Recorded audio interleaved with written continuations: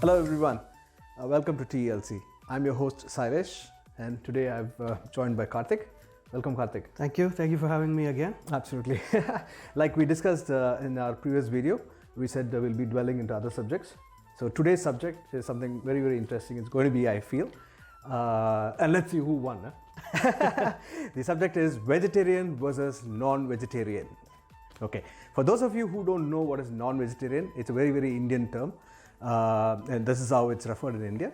So non-vegetarian is basically called a meat eater. Okay, one who eats meat is called a non-vegetarian, and one who eats vegetarian is veg. Of course, that's kind of standard. Here, Karthik and I, basically both of us are very, very traditional South Indian, are from a very traditional South Indian family, but I got into eating meat a long time back as a child. Maybe I was 5 years old, but we are very traditional South Indian family. We don't eat a non-vegetarian or a meat, but I got into it, and I love meat. Okay, so this particular video is no watching for my parents. They should not be watching this because they'll faint if they hear what all I've eaten in terms of meat. But whereas Karthik is a strict vegetarian, I have to appreciate this guy because this guy has lived in places where I don't know there's even a concept of vegetarian there. So let's start with you, Karthik. I'll come with my story after, but the thing is, I think you're the person who should be talking here today. Right? Yeah, so it's about choice basically. There's no religious side to it from my point of view. Though there is, okay, based true. on Of our course, backgrounds, Brahmins, yes, are brought up and stuff. Right. But I think it was pure choice. I had all the opportunity growing up. I had the opportunity to do everything, okay, right? But as a matter of choice, I decided not to try anything. Right. And I never had any urge or, you need to have some kind of an attraction to any kind of food if you really want to try it, right? Got it. There are so many vegetarian foods which I've never tried, right? Now, the advantage of doing that, before I get into the places, you want to talk about places where I live, but the advantage of staying in the vegetarian, from my perspective, is I was able to identify dishes in cuisines which possibly people don't know that there is vegetarian. Like, for example, I found out there is vegetarian in Japanese. Usually when you say sushi, you always think about salmon and the fish and all the meat and all that stuff. But we did have, in fact, you were there as well when we went to the Japanese restaurant, I was surprised to see that there is vegetarian sushi with no meat and just pure vegetables, right? So I think that is the interesting part of it, where you discover new dishes which are vegetarian. True. There's one thing that I would like to tell the audience as well. See, when you go to India, okay, or especially when you go to try Indian cuisines, the amount of vegetarian stuff that you have in Indian cuisine, it's amazing. Traditionally India, okay, the beef is banned. Because slaughtering a cow is against religious sentiments, beliefs in India. All right, but okay, what I did is different, of course. That's different. But what I'm saying is, so vegetarian traditionally, if you look at India itself, is the meat eaters will be chicken and fish and things like that. Not much of beef, but the vegetarian, the array of vegetarian items that you get is phenomenal, because majority of Indians are vegetarians, all right, and people like me who are converted somewhere in between into non-vegetarian or meat eating. So that way, that one point is correct. Second, of course, is the world itself is changing. There are a lot of vegetarians are coming into play. Even the meat eaters now are converting into vegetarian. Correct. So I guess that's why the Japanese and things like that are introducing vegetarian. Yeah. Is that right? I mean, I would say yes. At the same time, obviously globalization and in the international business circuit, people travel a lot, right? Okay. And if you want to be an international destination, whether it's in terms of tourism or in terms of business opportunities, you're expecting people from different parts of the world. Correct. So I think over a period of time, the market also learns which part of the world gets what type of visitors. Understood. And if they see a lot of so-called vegetarian lovers or vegan so-called, got it. I think they would realize that they need to cater to those people as well. And like, for example, if you go to my hometown or our hometown, which is Chennai, and you go to a McDonald's, the majority of the menu is going to be patty made of potatoes and chickpeas or potatoes and green peas, right? Which people living in America would not even believe that's what you get there. So by default here, if you say burger, it's a beef, right? True. So I think that is where I think the dichotomy is basically between the business aspect of it, all right, and the cultural aspect of it. So I think it's a melting pot of the business part and the cultural part. True. They will still sell all their native food, but at the same time, especially the hotel that we went is a pretty big hotel. Absolutely. It was 4 seasons, and they do get a lot of foreign travelers. But what you pointed out is correct. There are a lot of Western people as well, so-called Americans or Canadians, who are going vegan, not even vegetarian. Understood. Vegan. So vegetarian is, there is a debate. Egg is considered vegetarian. Milk and milk products, they are considered vegetarian. But again, there is a lot of debates to it. in that whether it is or it is not. That is secondary. But there are people who don't even eat that. They go pure vegetables, right? So I think I'm not that extreme. All right. Okay. Right. I have tried egg. Okay. I do eat cake. I do take mayonnaise, which is all like, I call them invisible eggs. When I cannot see the egg, I don't care what's in it. Understood. So that is that. Traveling has definitely the way you pointed out. You lived in Dubai. You lived in Philippines. Yes. Wow. I know. All right. So especially in Dubai, I can say that there are a lot of Indians. Majority of them are Indians, though it is United Arab Emirates, but 60% are Indians there. So it was pretty easy to find Indian food. Okay, understood. Okay. Any street, you can confidently enter any street, you will definitely find something vegetarian. All right. Any South Indian dish you can find, right? From idli, dosa, puri, whatever. You can easily find them in Dubai. Right. That was not the surprise, but I believe you were surprised, and the head office, many people were surprised. Because I had a Filipino colleague, absolutely, you thought that I would pick up their cuisine, but in fact the reverse happened, where she started eating Indian curd food. rice, and she started eating payasam and all those things, appalam and all. I was absolutely surprised, Yeah. and at least that's one of the reasons why Karthik had to be moved to Philippines, because he converted to Filipino. So if you go and live in Philippines, rather you would change, and we wanted him to be a meat eater. Yeah, but what no, the legacy continued in Philippines as well, and I can say confidently I managed to convert all our staff into eating Indian food. And some of the staff who joined newly during the training process, I just casually asked them about Indian food, and they've never heard or never tried it. All right. And then I introduced them. I took them to Indian restaurants, and I'll get to that, Indian restaurants in the Philippines. Wow. So how long did you live in the Middle East or the Philippines? Middle East was 2 years, and Philippines was 2 years. Excellent. Okay. Give or take. All right. Like I said, Middle East was never a question because it was like India. Right, true. But what I was surprised about is the number of Indians in the Philippines, the number of Indian restaurants that were available in the Philippines in unimaginable places, right? Okay. Throughout my stint in the Philippines, I had the opportunity to travel the length and breadth of the country because of events and meeting business partners and doing deals and stuff. Right. So I went to so many places, right from in the north all the way to the south, east and west. I went to so many provinces, and I've been to all these small towns in between hills and stuff.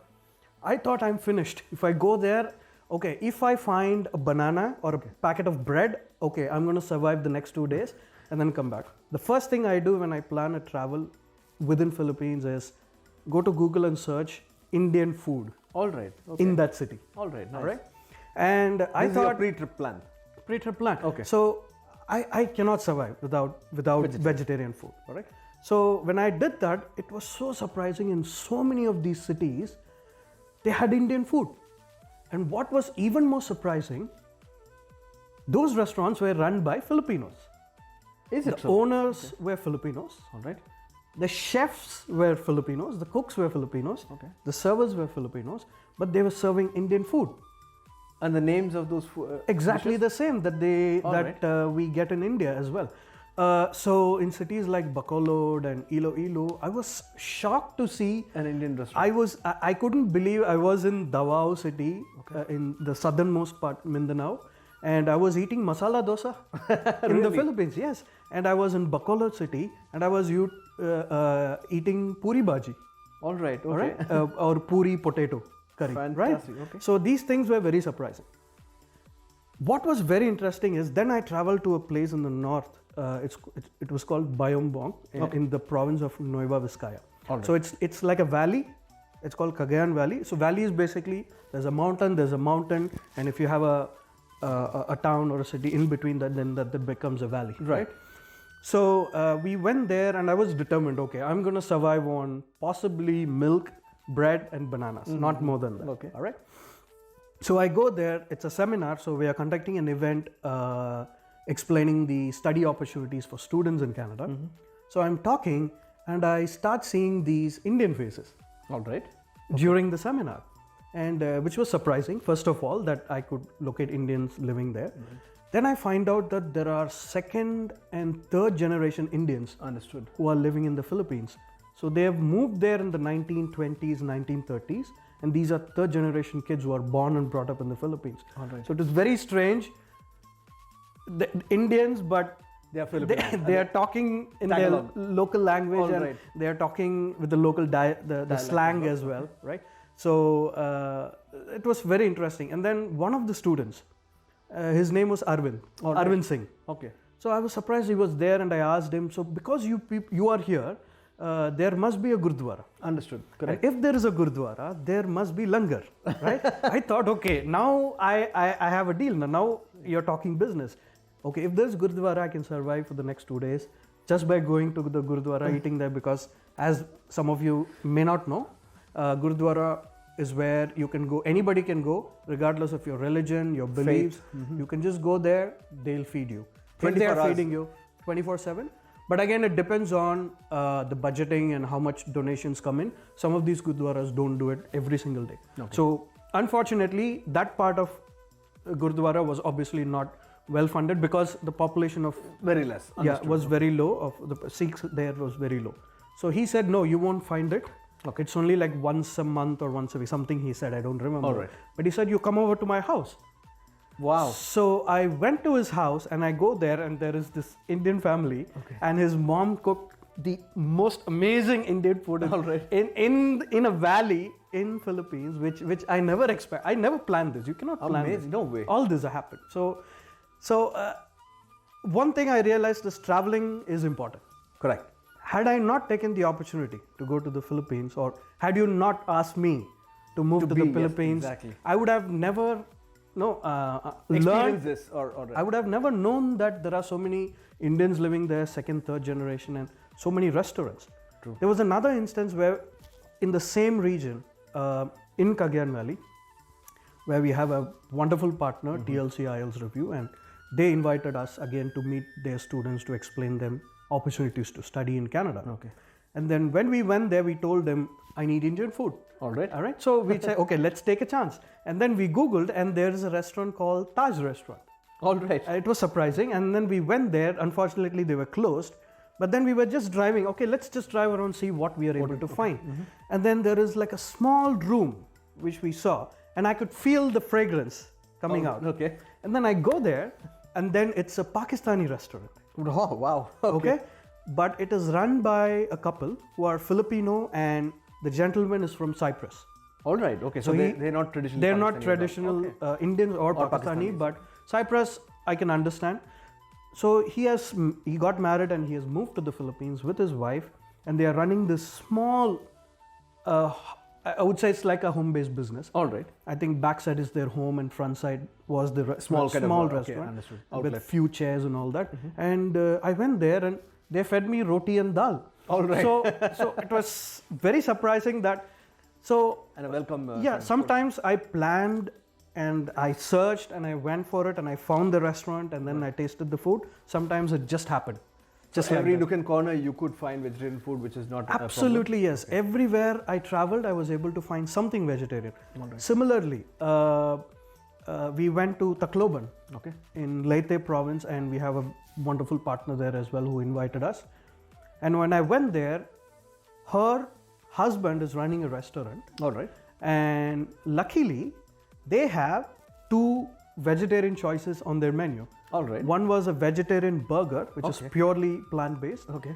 And then there is a vegetarian fried rice. So every place I went to, I got lucky and there was something available for me to eat. Understood. So that gave me that sense of, there's so much to vegetarian.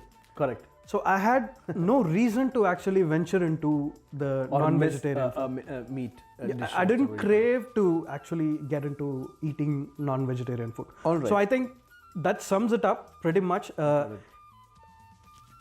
In essence, basically, if you travel, you will get to learn things which you would have never imagined even in your wildest dreams. Understood, right? yeah. So traveling is important, basically. Absolutely. How did you get into eating non-veg, basically? So the exposure, the thing, one thing what you did make sense, of course, is the exposure. When you travel outside, you get a lot of exposure into new things, of course. But then palate taste is one thing, which if you're not used to certain food, you don't want to taste it, and then you want to feel sick or get sick whatsoever, right?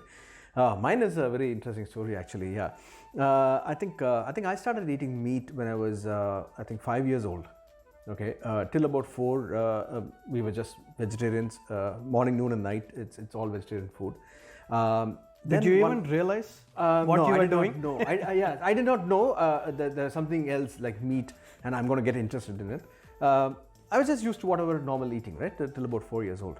Now, 5 years old is normally you go to grade 1, right? I mean, I think yeah. So, yeah, grade 1.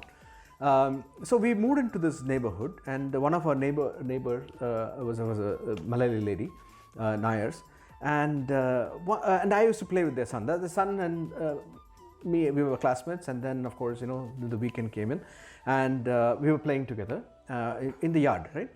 And there was something the lady was cooking, which it is something else. That smell is in my nostrils, in my body, whole body, even to date, because that smell intrigued me. I was wondering what it was. So I asked him, "Madhu, what is your mom cooking?" "I think she's cooking something, whatever is the name," he said. I know what it was.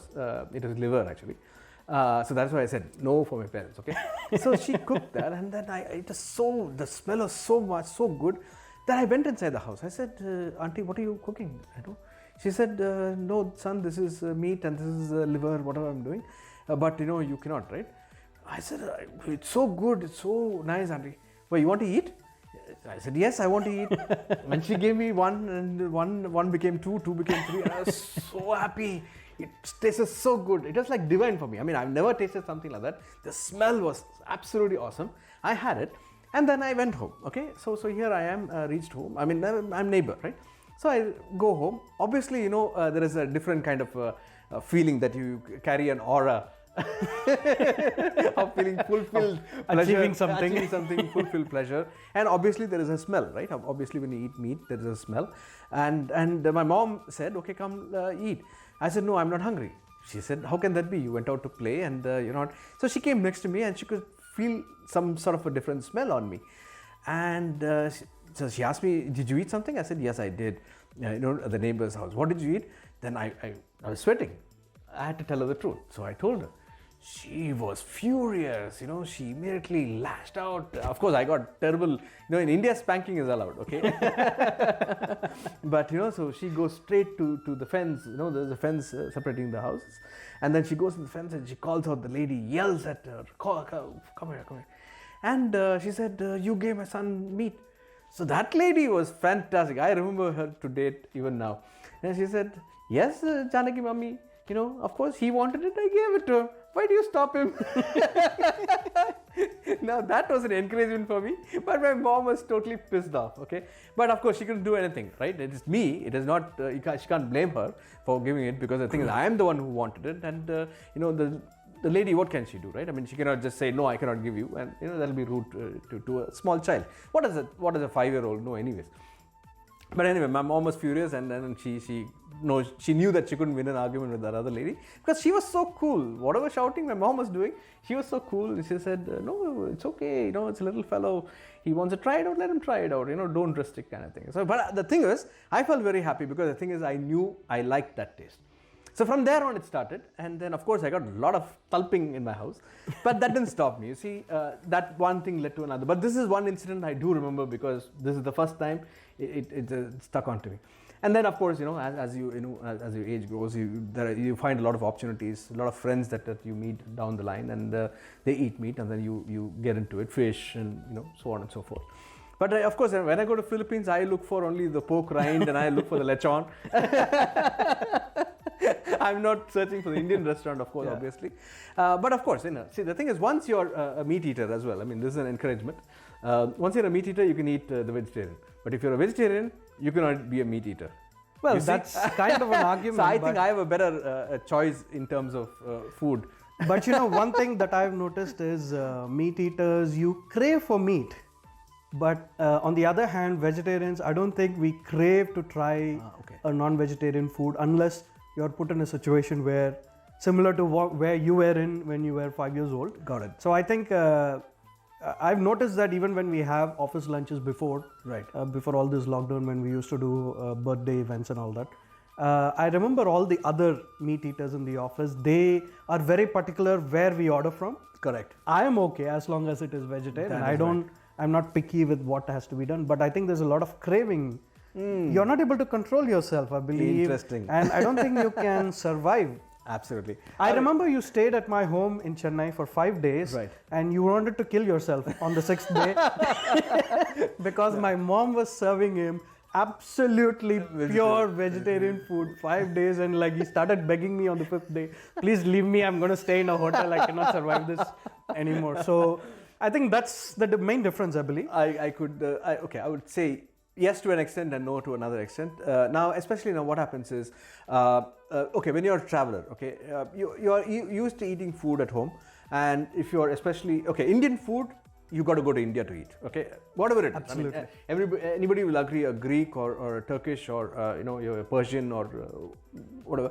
You will always agree that the food which is served in your country is always better than the food that is served in Canada, USA, or wherever it is. Outside your home country, the food doesn't taste as good. That everybody agrees. I'm sure you'll agree too as well. There are a few exceptions, but majorly yes. Majorly yes. Majorly. Okay. So what happens is now I live in Canada. My family lives here. We of course have a lot of Indian restaurants here. We eat a lot of Indian food.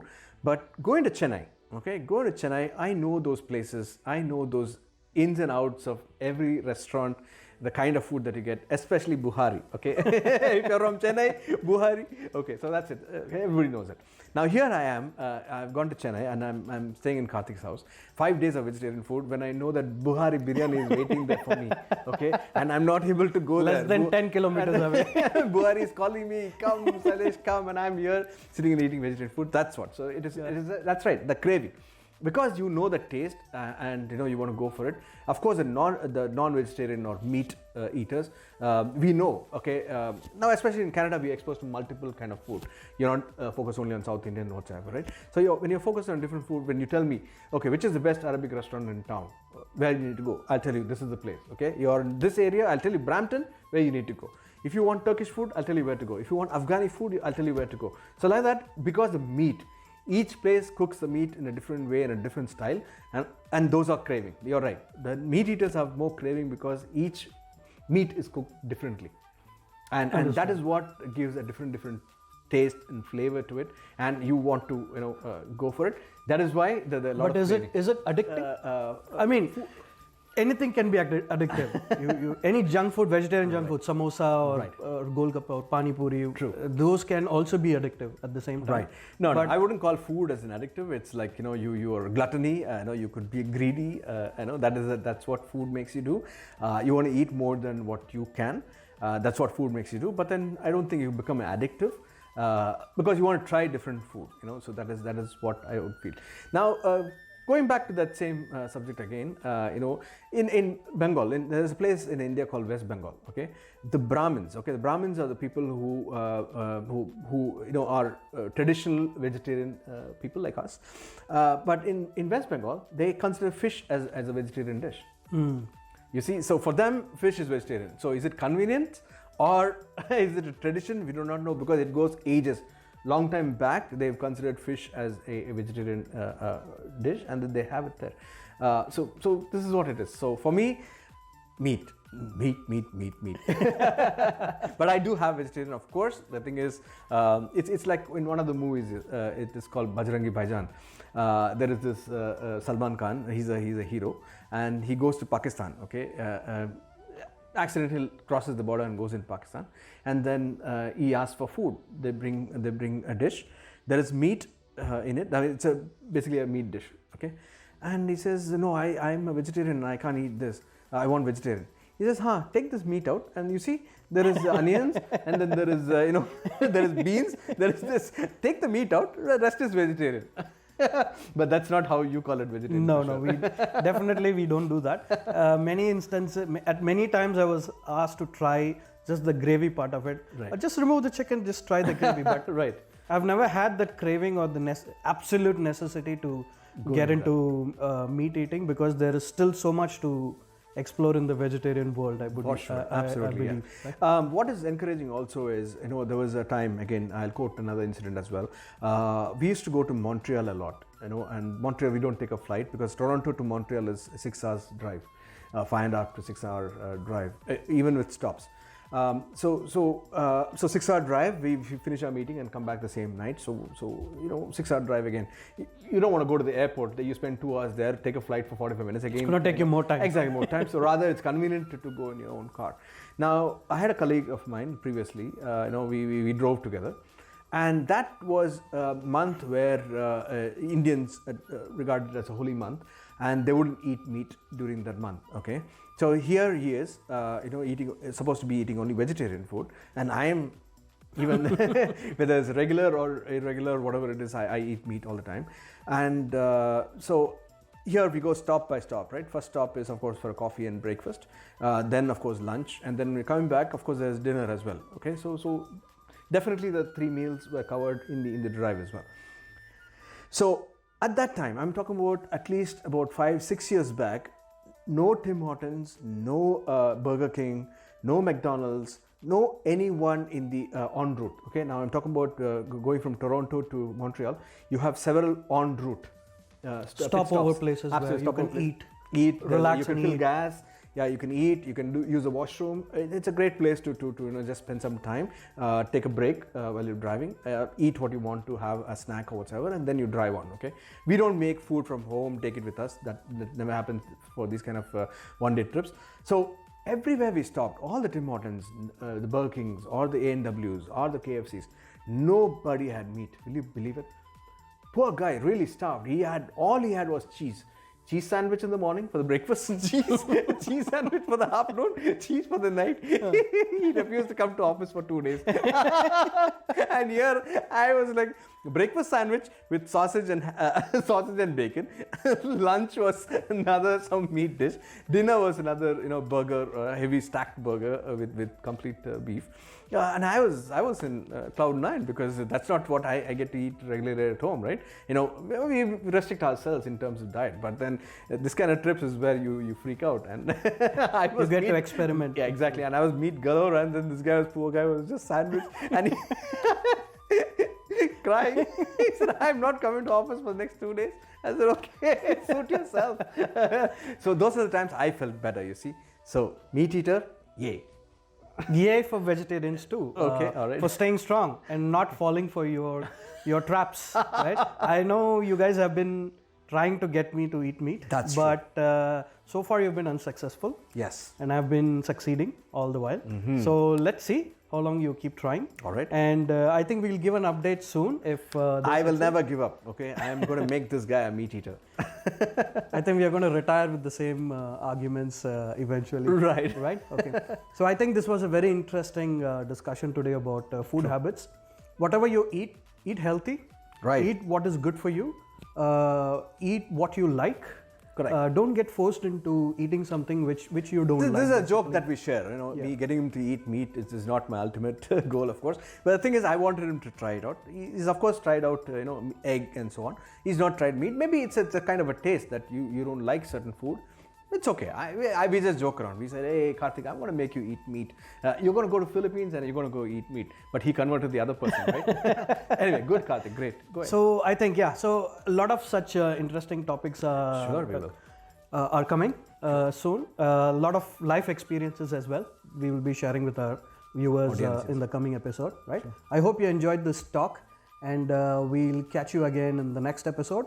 If you like this video, please do like the video, click the thumbs up button, and hit the bell icon, and then leave your comments if you have any suggestions on topics which you think we should discuss. Yeah. So we live in Canada, so if you have something related which you feel we should cover, we are happy to do that as well. Sure. And do share this with your friends and family, and do support us, right? Thank you so much for joining us, and we'll see you again in the next episode. Thanks a lot. Good day.